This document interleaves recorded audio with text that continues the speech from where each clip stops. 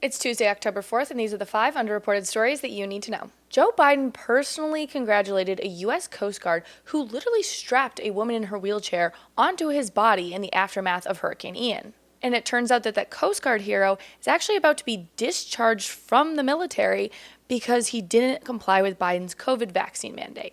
Because I'm sure all the people who were in the middle of having their houses flooded were concerned about whether the people that were saving their lives were vaccinated. A councilwoman in New York City released a public safety guide that discourages merchants from calling 911 when chaos erupts at their businesses. Store owners are encouraged to call 311 instead of 911 because that will somehow fix New York City's growing murder rate.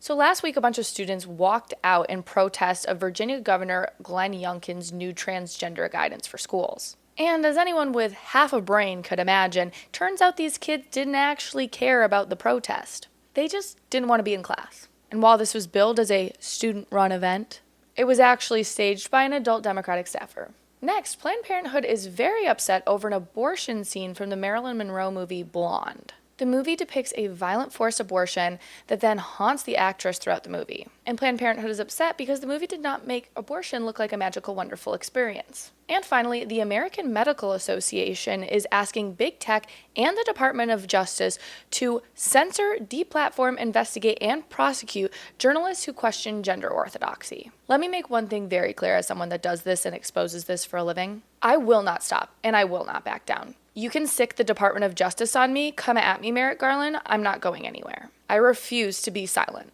Reminder that tomorrow's stories are behind a paywall. So if you want underreported stories in your inbox on Wednesdays and Fridays, be sure to subscribe to the link in my bio.